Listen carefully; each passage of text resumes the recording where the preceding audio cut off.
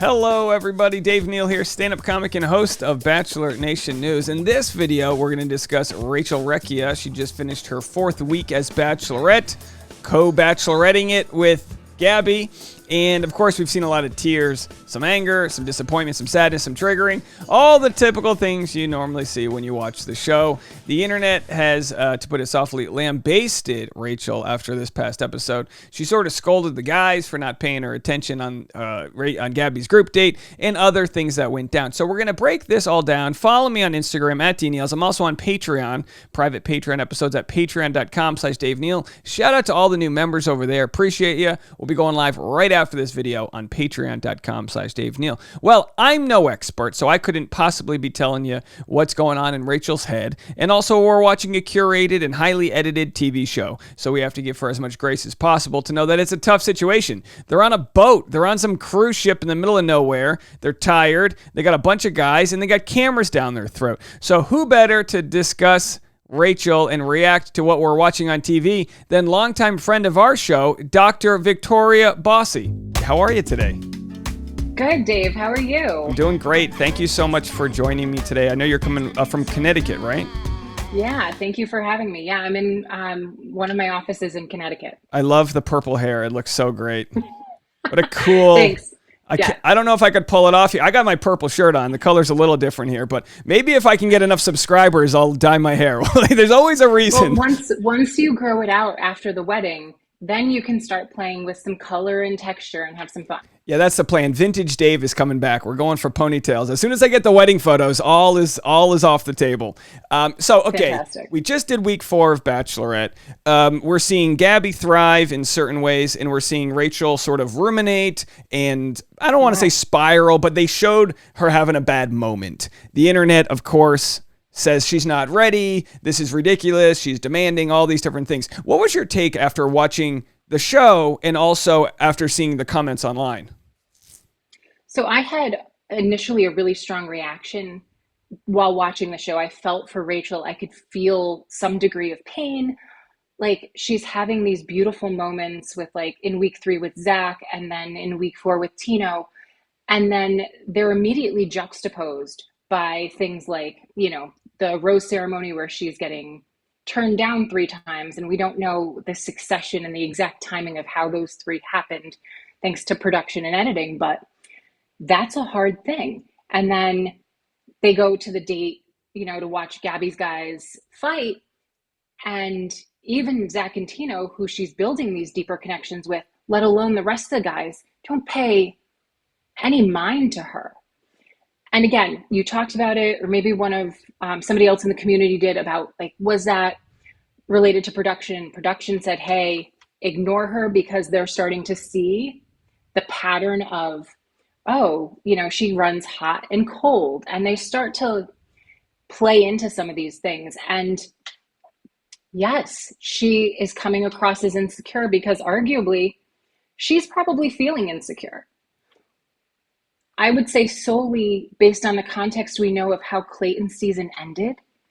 Like, Clayton's season technically ended with Clayton walking away with no one. Right. And you can't tell me that at some point through this process, that didn't cross Rachel's mind.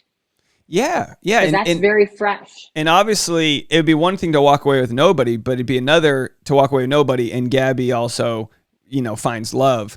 Now, how does the ego factor in? Because when I talked to Dr. Diane about this, I couldn't help but think, was she angry that she got, that these guys didn't accept her rose, or is she angry that it happened in front of people? Like, I'm seeing her getting rejected in front of people, like the boxing match. They didn't look back at me.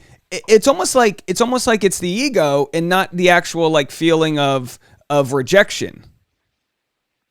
So I was thinking about this morning as I was, preparing for us to talk, and I immediately was struck by what you were talking about, like these 2 best friends, groups of guys, sort of a more natural environment, the way you would expect a bar to be.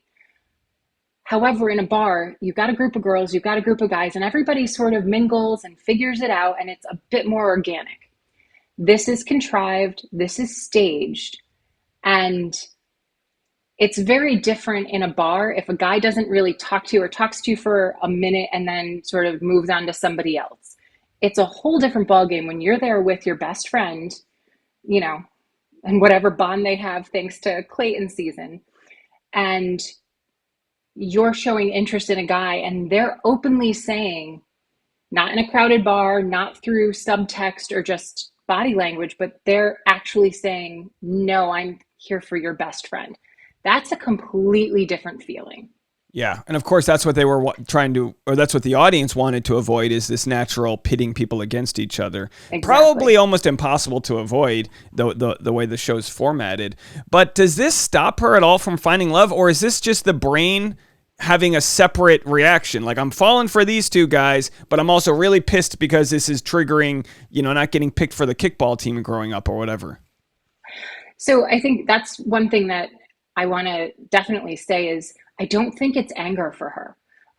One of the things you and I talked about the last time we spoke was like anger is a secondary emotion. It's low hanging fruit. It's easy to access because it's not scary and vulnerable and sad or disappointed or guilt or shame.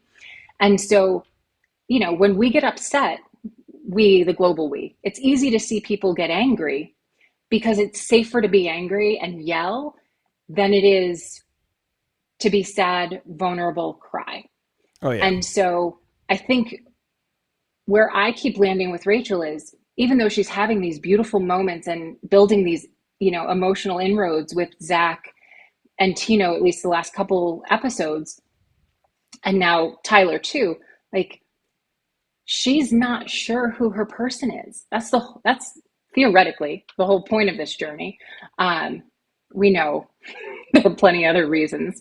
But if she's not yet figured that out and she's having this ambivalence or lack of engagement from the rest of the guys, it's like, well, crap, can I trust these emotional inroads I'm making with these other guys? Are they going to ignore me? Are they going to opt out? Are they going to pick Gabby? And so I think it's a general lack of security in the process given how early we're in. Yeah, for sure, I see that. And she's also younger than Gabby. I mean, Gabby's like, she's like Gabby's, what's interesting is Gabby, she's so quick to say, because Gabby's the one who did say she was rough around the edges, and she kind of says she's some wild card, but Gabby's done so much work that while she might think herself as some like loose cannon, she's the one who's got this like steady presence and understands her emotions. And the reason I'm not trying to be hard on Rachel in any way whatsoever, because first of all, I know nothing as far as like I'm no trained psychologist or anything. But when we saw their breakup with Clayton, we did see Rachel angry. These tears aren't for you. Yeah, they are. Like whatever they are, she's trying to tell herself that she's feeling a certain way. Whereas Gabby's like, wish him the best. I feel like he stiffed me. I'm going to move on with my life. Like Gabby almost seemed to bury it quicker. And Rachel, so I totally understand when you say Rachel didn't show anger, but she did have that Claire moment where, when Claire noticed the guys weren't talking to her, she kind of stormed off, went to her in the moment, her little testimonial, got angrier while she was kind of talking to the camera. Yeah, you're right. These guys, and she kind of ruminated and then went back out there and then scolded them again, wagged her finger at them or whatever. And with Rachel, she kind of had that moment after where she did her in the moment. They got her riled up. And then she also ran into the guys and was like, you guys didn't talk to me. And then afterwards, the guys like, and again, not to make this a gender thing, but I've been in those fights with my beloved where I'm like, I couldn't even have seen a fight coming. I had no idea how, and these guys were the same way. They were like, what? I guess we could have talked to her. Like we were cheering on a boxing match. We weren't even, and it's like in this case on The Bachelorette, you have the lead who has to grapple between the fact that these guys are spending 99% of their time with these other guys. So they are going to develop friendships, camaraderie. And then all of a sudden the lady's like, hello, it's for me. And it's like, yeah, but also, they're probably protecting their own heart, So what's the thought with how that all went down? So I can only imagine what was being said by the producer in the moment. Like there is no way. I cannot believe that Rachel ruminated her way there alone.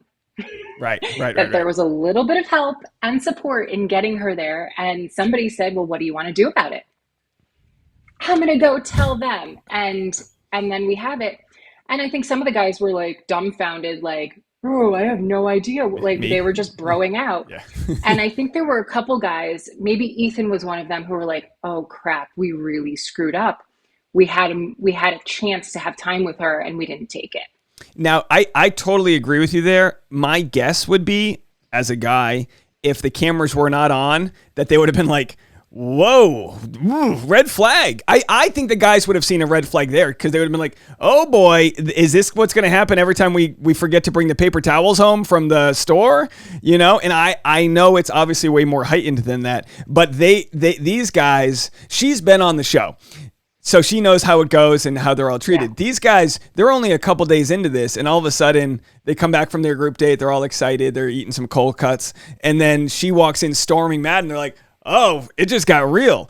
And I'm not saying it's a poor way of her communicating, but obviously, like you said, who knows what the producers did to cattle prod her to get her there? Because clearly they're withholding either food, sleep, and all these other things. They're keeping them in a state of being frazzled, it seems.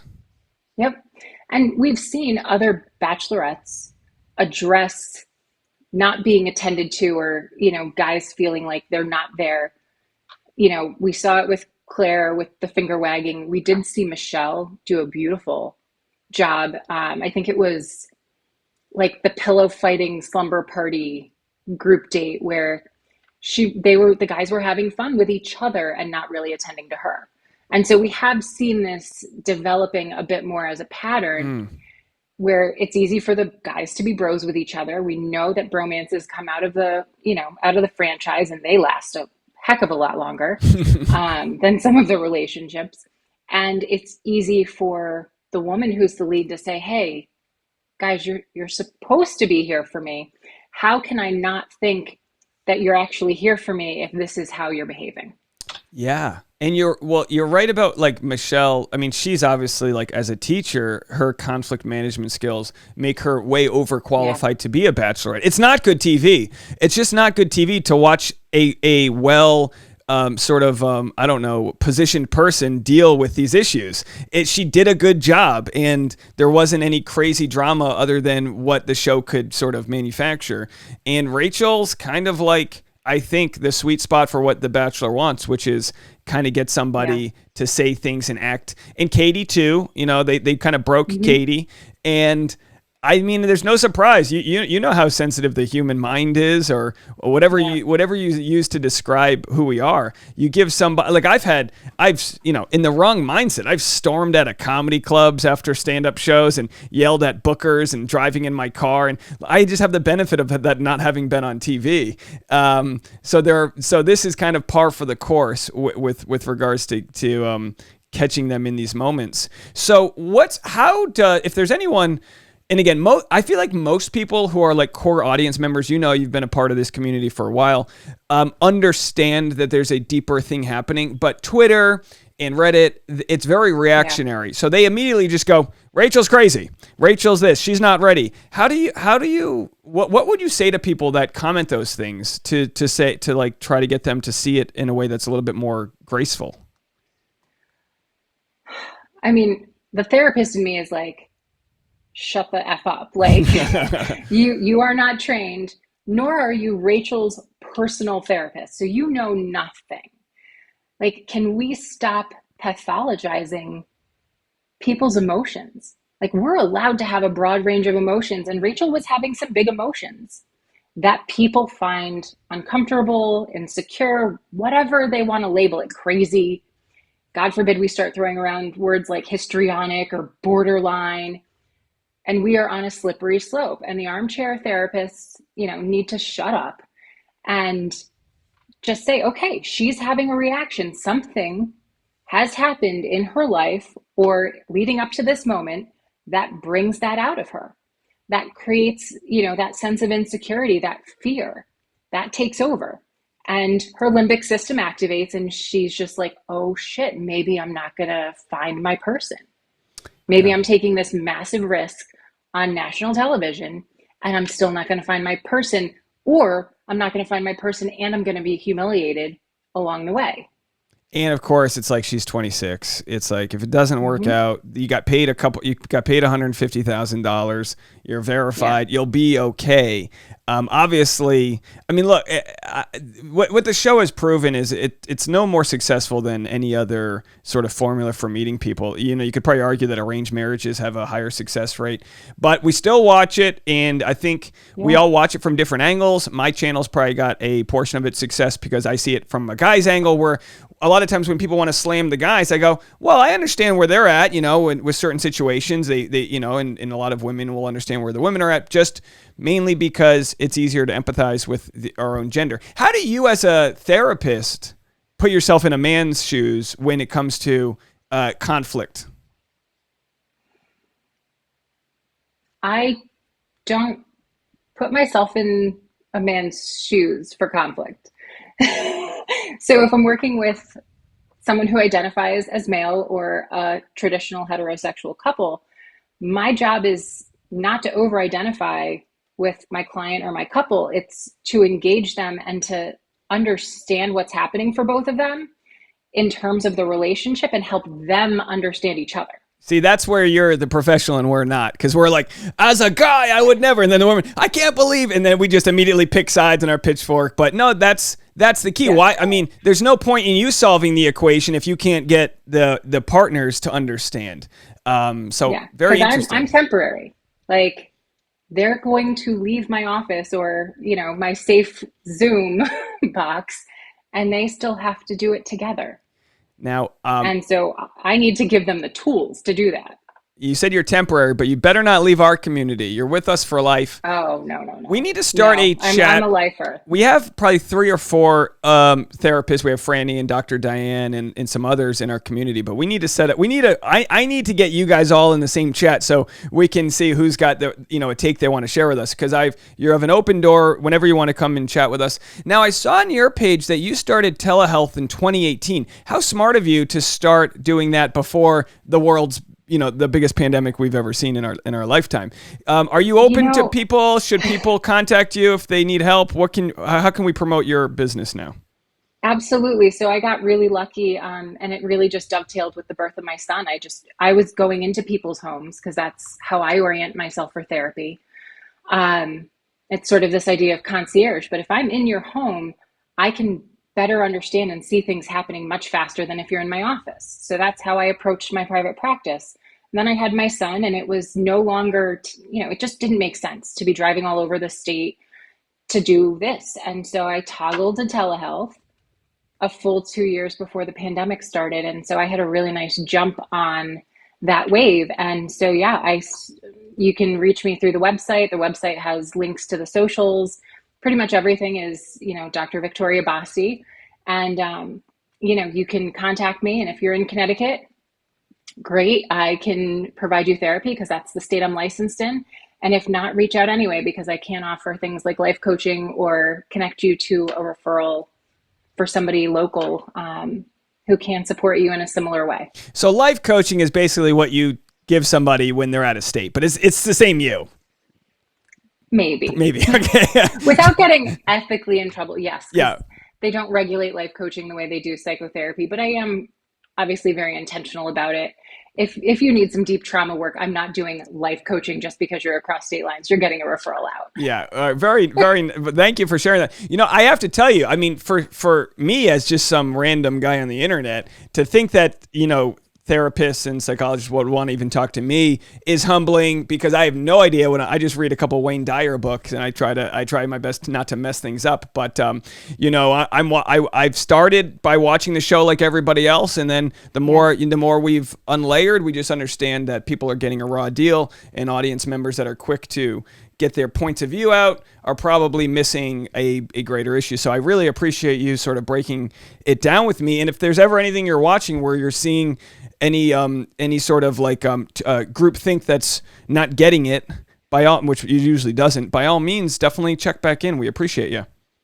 Absolutely, Dave. Thank you so much for having me and creating your space. Like your space, your community, your YouTube is just it's one of my favorite places, and I'm glad to be here and I'll promote like I was Patreon number 73. So like I date back a little ways. Oh, wow. We got to get like I just wish I could know when everyone became a subscriber, because it doesn't tell me those facts, but like I would totally,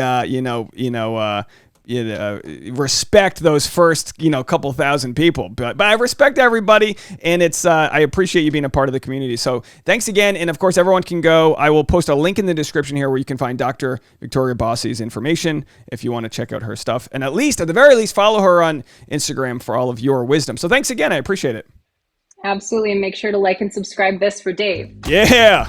Well, I really hope you enjoyed my conversation with Dr. Victoria Bossi. You can catch all of her information right down below, link in the description. Hey, I want to send a big shout out to Graham. How you doing out there, Graham? Hope you're having a good summer. And to everyone else out there, I will see you live on the Patreon right after this, patreon.com/Dave Neal for private bonus live streams. Bye, everybody.